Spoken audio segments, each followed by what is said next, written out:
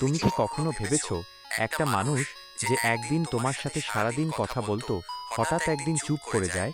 কোনো ঝগড়া নেই, কোনো ব্যাখ্যাও নেই। আজ আমরা কথা বলবো মানুষ হঠাৎ বদলে যায় কেন? এটা কি আমাদের দোষ, নাকি মানুষের মনের এক নীরব সত্য?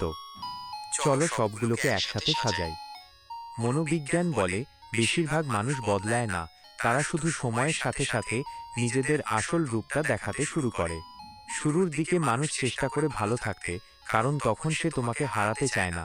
কিন্তু যখন সে নিশ্চিত হয়ে যায় তুমি আর কোথাও যাবে না, তখন আর অভিনয়ের দরকার পড়ে না। মানুষের মন অনেক অদ্ভুত। যতদিন তুমি নতুন, ততদিন তুমি গুরুত্বপূর্ণ। কিন্তু যখন তুমি অভ্যাস হয়ে যাও, তখন তোমার কদর কমে যায়। এটা নিষ্ঠুর শোনালেও এটাই মানুষের স্বভাব। মনোবিজ্ঞানে একে বলে রিপ্লেসমেন্ট ইফেক্ট। যখন কেউ নতুন মানুষ, নতুন আনন্দ, নতুন ভ্যালিডেশন পায়, তখন পুরনো সম্পর্কগুলো ধীরে ধীরে ফিকে হয়ে যায়।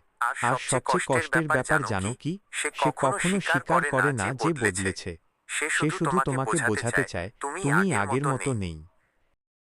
যারা বেশি বোঝে, যারা বেশি মানিয়ে নেয়, তারাই সবচেয়ে বেশি কষ্ট পায়। কারণ তারা অভিযোগ করে না, চিৎকার করে না, চুপচাপ সব সহ্য করে। আর মানুষ ভাবে ও তো কিছু বলছে না, ও ঠিকই আছে। কিন্তু বাস্তবে ও ভেতরে ভেতরে ভেঙে পড়ে। এই ভিডিওর একটাই সত্য কথা, কেউ বদলে গেলে নিজেকে দোষ দিও না। সব মানুষ তোমার জীবনে থাকার জন্য আসে না।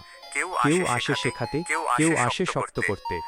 আর মনে রেখো, যে মানুষটা হঠাৎ বদলে যায় সে তোমার ক্ষতি করেনি, সে শুধু তোমাকে ভুল মানুষ থেকে মুক্ত করেছে।